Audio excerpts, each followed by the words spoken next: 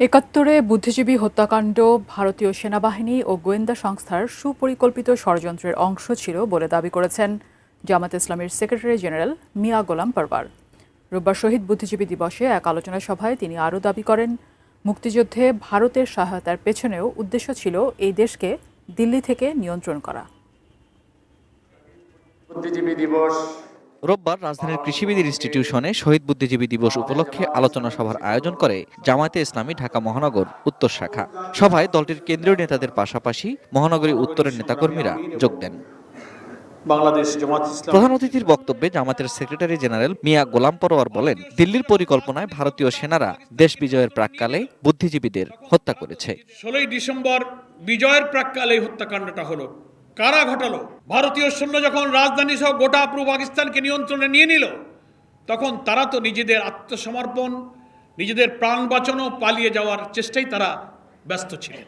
14 থেকে 16 আত্মসমর্পণের দিনকে শিফট করে 16 তারিখে আত্মসমর্পণের দিন ধার্য করা হয় এবং 14ই ডিসেম্বরে খুঁজে খুঁজে বিশ্ববিদ্যালয়ের শিক্ষক, প্রথিতযশা সাংবাদিক, শিল্পী তাদেরকে তারা বেছে বেছে হত্যা করেছিল। বিশ্বমানের থার্মিক্স রড, সালাম স্টিল থার্মিক্স, দেশের একমাত্র থার্মিক্স রড। স্বাধীনতা 54 বছর পেরিয়ে গেলেও ইচ্ছাকৃতভাবে এবং ভারতীয় চাপে সরকারগুলো বুদ্ধিজীবী হত্যার রহস্য উন্মোচন করেনি বলেও দাবি করেন তিনি। উদাহরণ হিসেবে সাংবাদিক জহির রায়হান নিখোঁজ হওয়ার প্রসঙ্গ তুলে ধরেন জামাতের এই নেতা। ওই সেলিমের কাছেও বুদ্ধিজীবী হত্যার তদন্তের অনেক তথ্য উপাত্ত ছবি তার কাছেও ছিল, জহির রায়হানের কাছেও ছিল। এদেরকে যদি জীবিত পাওয়া যেত, তাহলে ভারতীয় সেনারা যে সেদিন বুদ্ধিজীবী বেছে বেছে কিভাবে হত্যা করেছিল তার প্রামাণ্য অনেক ছবি, চিত্র, প্রমাণ এই জাতি কিন্তু জানতে পারে। এই স্বাধীনতা যুদ্ধের পিছনে ভারত যে এই দেশকে ভালোবেসে স্বাধীনতার যুদ্ধে তারা সাহায্য করেনি, এই দেশকে তাবেদার বানানোর জন্যই যে তারা এটা করেছে এবং বুদ্ধিজীবীদের তারা হত্যা করেছে, এই সত্যটা জাতি জেনে ফেলতো। তাই পরিকল্পিতভাবে শেখ মুজিবের জীবদ্দশা এবং পরবর্তী আওয়ামী লীগের কোনো সরকারই এই বুদ্ধিজীবী হত্যার রিপোর্ট আজও প্রকাশ করতে পারে।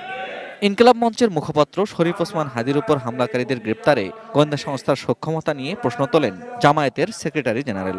এ ধরনের হামলা ঠেকাতে সরকারকে কঠোর পদক্ষেপ নেওয়ার আহ্বান জানান তিনি। এই জাতির যদি অস্তিত্ব না থাকে, এই জাতি কারো অস্তিত্ব বরদাস্ত করবে না।